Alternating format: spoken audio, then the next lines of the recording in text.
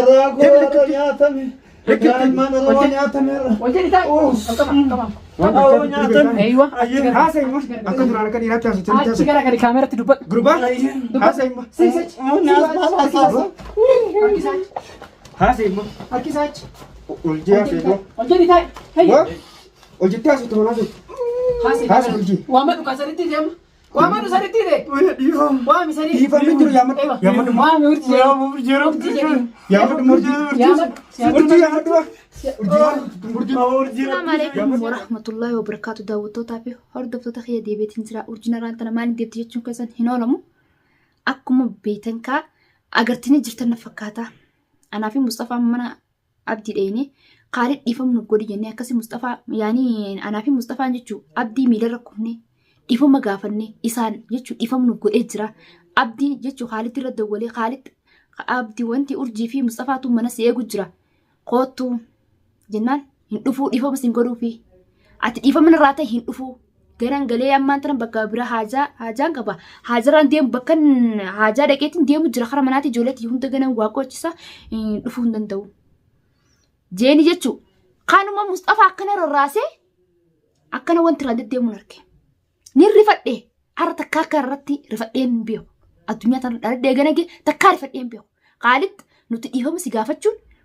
maaliif dhiifama si gaafachuu sodaa si fakkaate baroo beleessa kiyya sodaan ta'e qabanneetii miti maaliif jennaan namni dogoggoree fi beekee waan beleessa akka an beleessatiin jiraa biyyee beekee tamaam dhiifama si gaafachuu sana sodaa si fakkaate obboleessa kiyya dhageessiif hin makaalitti sodaateetii miti. Mee maalitti qabda dhimma maalitti qabda Mustafaan kun beleessatiin jiraa dhiifama naa godhii wayifuu dhiifama nuuf godhisin jechuun jirra maaliif qabdame mee dhimma maalitti qabda dhimma itti qabdu kan naa himme yaa khaaligga siif hin nakaase. والله كاستين قرتيمي زريد انت سلام سيسين سيمتي زريد انت مصطفى قديسي طولان قديسي ما نخيت لين جسني بكره نبيري جسني والله بالله يا خالد مصطفى ابشير وانت كياتي خالد اركب بوتس تمام خالد اركب بوتس وانت كسغون دندويني قيس اسرا جبسو اساتو ايرا سي ايرا جانتي خالد دغي قيس اسرا جبسي يفهم سيغافتو خنيسني sodaa si fakkaatee miti sodaa fi miti maaliif jennaan nageenya haala jidduu namutu nagaa naa jiraatu maaliif wal cinqinaa jennee dhiifama si gaafachuu jirra malee nuti sodaan ta'e qabaanneeti miti na beeyta akkana sodaan ta'e illee hin qabu akkana namaan fuula gasi deebise tamaam akkati ilmaa kan kee nagaan hin guttifanne akkana si godhu hin beeytu ati wallaahi billaahi gaa Khaalid siif hin nakaase anaa nageenya barbaadu sergeetiin jira jireenya jibbite jireenya maa nama jibbisiistare yoo jireenya jibbite jireenya na jibbisiista والله بالله خالد مية بكو بجيتو ناي مياتي إيرا سنجاني مياتي إيرا سنجاني تي بكو بجيتو قفا نافيم تر مسرافة دم بكو بجيتو قفا سرافة دم أما بودا أمو مصطفى لا كيسا راجبسي عاك كاسي فوتني غرتي كتكلي وانت رايات سن والله بالله سران كفلوتا يا خالد سران كفلوتا بكو بجيتو قفا نافيم أنا أرجي سنة غرتي مي أنا دلاتنا أمو نديسي مالك جنا واني نجيني أنا جدو بوف زينجيف صداو سنتين نموتو نغانا جراتو والجنكم فايدة كن قبضو إسنس أكما عاستومتي تمام عتلي نتمتى جرتا نراخ فلتي عم بود إيفهم سقافة تجر إيفهم سنينغورو ويامي كقطونا قبضني نحفنتني تمام وياشن نحفنتني مانك يرى على نبولشتني دلقاني تجرو دلقا رايلي سبباسني تنبيه مالي جتي خاصو جرتو دنتاتيتي في تمام عمو مصطفى قئيسي طولان قئيسي قبجانا قبانكو قيسي قديسي sodaas ti fakkaatee miti dhiifamsi gaafachuu sodaas fakkaatee miti sodaan ta'een qabuun arras taanaan boros taanaan aan sodaan ta'e nama qabuu miti haalimii bakka hojjetu na hin anaa dhalaa tanaa si dhufaati wallaahi daawwattootaa fi hordoftoota kiyya dhugaa isinii fi muudhaaf nuti naa fi Mustafaa mana abdii dheenee jechuu nuti nageenyaan jidduu dhiifama gaafachuu jirra arkuu jirtan tamaam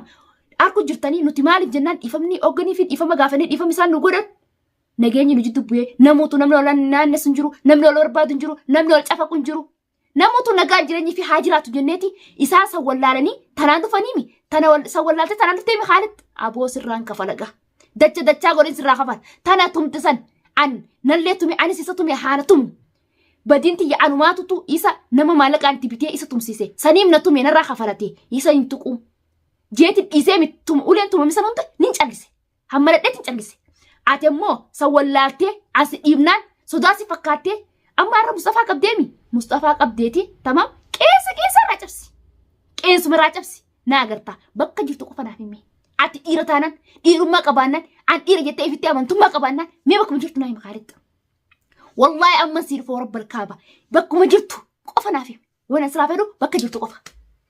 Sii mitiiti tamaam akka kan keetii kana meeqeessu taadhoon akka karaa gutee honna dhufeewu. Ati ana tuffattee urjii wanta kana gootu an dhiifamsi gaafachiisa sodaa si fakkaattee sodaatii qabdii na sodaattii ifamantee natti sinti wallahi billahi Khaalid tani sitti dhaam tolaan gadhiisi. Viidiyoo si tana gartee gadhiisi tolaan.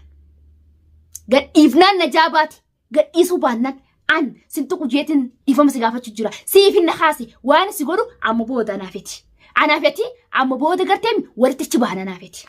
Aboogaa Khaalid yooni nangaa. Akkana fuula gasi deebisee ati garteemi aboona arkuudhaates gaafuma rabbiin garteemi bakkuma ati jirtu qofa naa himi gaafuma rabbiin na harkasi buuse anuma dhalaata yoona akka tol biyee mormarsi jedhee Khaalid tamaam osoo sakaraat si dheeresses keessaan baafne yoona sitti guraarre anu urjiimti na beeyta tamaam aboo Khaalid aboon marka buuteessati arra Mustafaa dhaatee akka daa'imatti jisiisteemi nama maallaqa itti bitte moo akkam gooteme maallaqa eenyu sii kanne maallaqa minti bitte qiyya way garaana nama gubate gaa maallaqa duraan namatti bittu tamaam anaatu si kannu ture arroo maallaqa eenyu sii kannere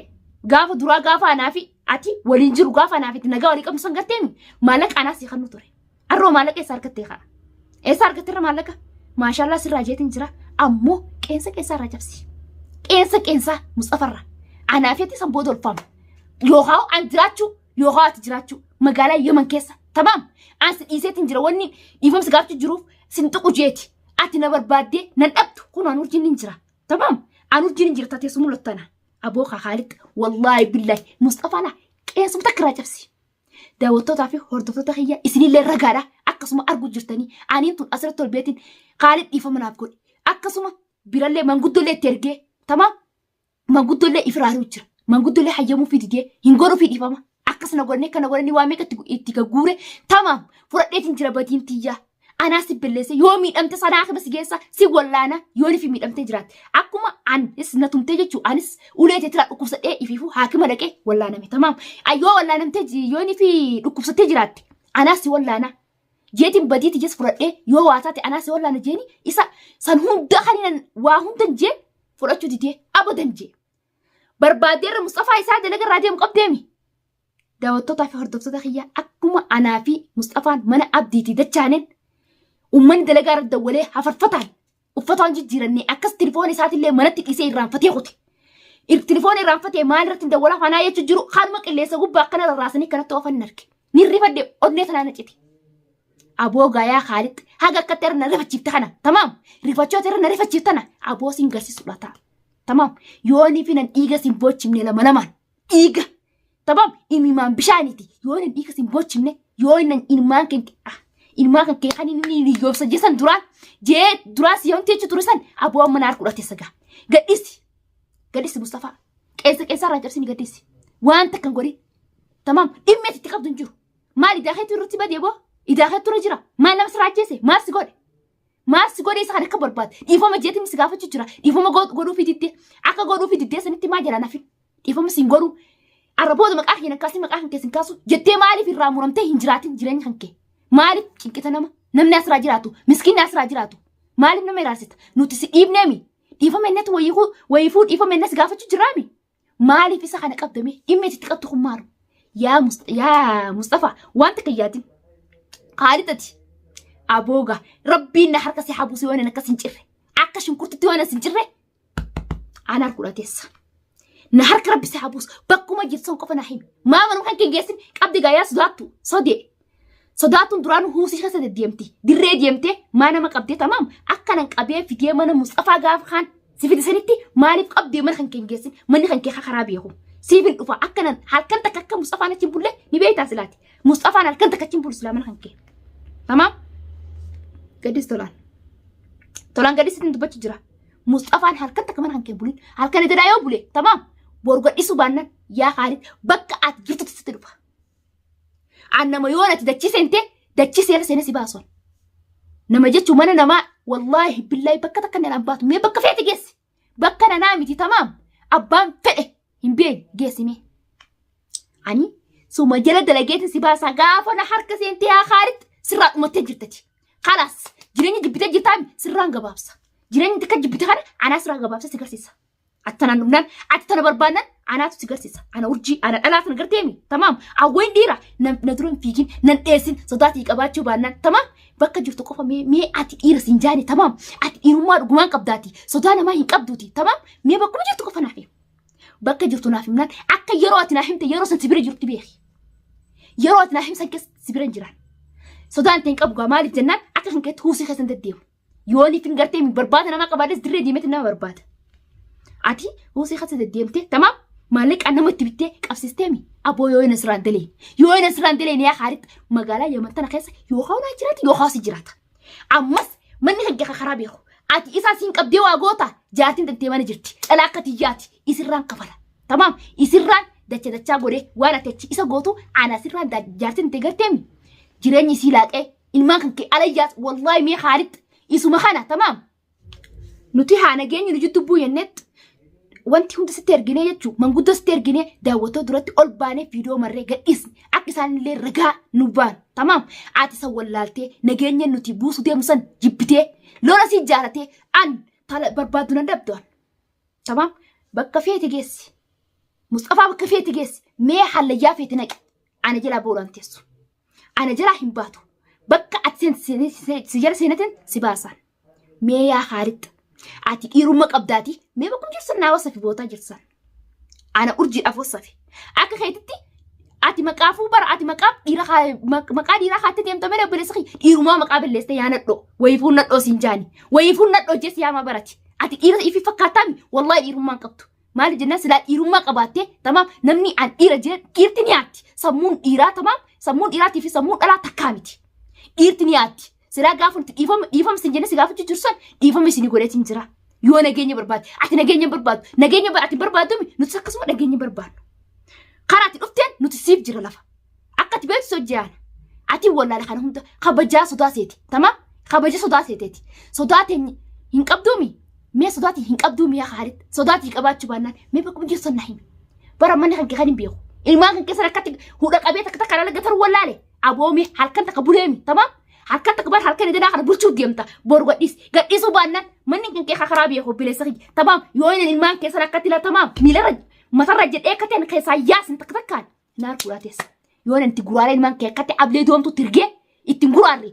fiidoo irraa mara ammas akka ati gartutti mush akka ati garatti irraa dalagu akka ati gartutti fiidoo irraa maree si gaddisa ilmaan keetirraa mee ati dhiira taati ambar bileessa jedhan beetu huccuu takkitti sana barbiitana keessaa qaba bileessa maatu siraa galchee rabbiin bar wanti takka dheeraa ciigin jettoni an takkittiidha tamaam wanti takka waan anas keessa qabu jiru ati ilmaan as keessa guddifta ilmaan anagaa guddifatu jee as dhiisnaan ati kabajaa wallaaltee tamaam kabajaa sodaa seetee arra Mustafaa ol biyee dhiifama si gaafachuu jiru nageenya barbaaduudhaaf tamaam nageenya buusuudhaaf akka namuutu nagaan jiraatu nutis nagaan jiraannee isaanis nagaan jiraatanii jee kan nuti nageenya buusuudhaaf ol baane dhiifamannee fiidoo si maru jiru ati isa qabdeemi si kabajaa wallaaleemi si tan hundaa barbaade tamaam amma booda wal faamna namuutu wal faamna gadhiise immoo tolaan gadhiisitiin dubbachuu jira halkan ediraa bulchitee booru gadhiisuu baannaan Khaalid akkasitti guutamte ana Sambooda waan antee na barta ati nagarte mee nan barre gaafas urjiin ta kamiina buruudha teessati tamaam gadhiisa immoo tolaan kilmaadha